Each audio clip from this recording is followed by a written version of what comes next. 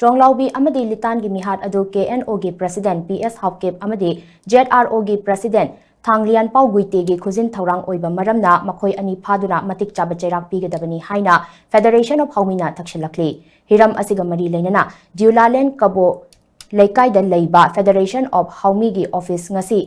Pangthokiba Paugi Mifam Amada Federation of Haumi gi President Sapamcha Jadumani na hai Kumja lisingani kun humdoi me ahumdage ngasi phauba changsil lakliba mihat mipun Yummai thaba crime khuding mak sing asi KNO gi President PS Hawkip amadi ZRO gi President Thanglian Pauguite gi policy makhada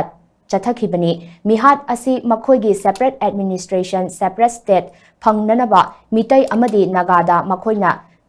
Thadok pamiyoy kharana chathakiba crime singni chahi cha kayagi ningtambagi puwariga sagon naraklaba iramdam asibo mache tahannaba makhoigi oiba kuki jogi state ama phangnanaba Indian amadi Manipur lengaka su sign tawnaduna chahi kaya asi makhoigi pangal semgattuna lakhibani KNO gi President PS Hawkip asi Myanmar gi Somra Trek ki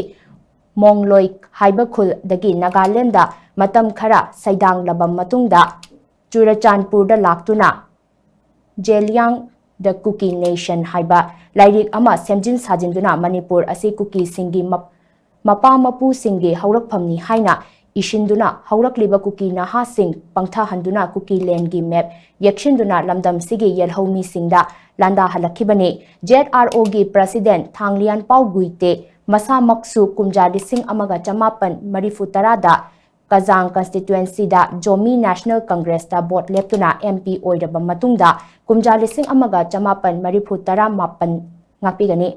kumja lising amaga chamapan marifutara mangada naronda Manipur ngamkhai lanchil laktuna Churachandpur da leiduna separate administration demand tawduna lakhibani haina mahangna makha takhi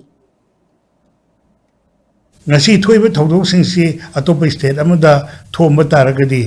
aikhoinda Bharat ki Prime Minister, Bharat ki Parliament,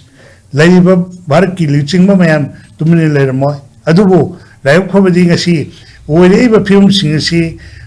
India Tana Malem, Sintungna, Kanglaki, Masimaksu, Kui Layak Pabani, Adu Masi, Miamgi Kolau, Malem International Kolauma, La Libase, Masi, Marsakana Larbani, Masi Tadokadawri. Adona aikoina remote control pariba halan moment da halaliba aduga akhubu lambi pagi atingba thamaliba buffer zone thamaliba khuyuk singse masigi achauba daitadi akhoi KNO president ZRO president Sinani adon masigi miha singsigi daita tholiba crime singsigi daita kanana lawum thoi Makoi ani lom thoi makoida phangwam thokpa logi oiba chap chaba akoi punish phara kan punishment pigedabani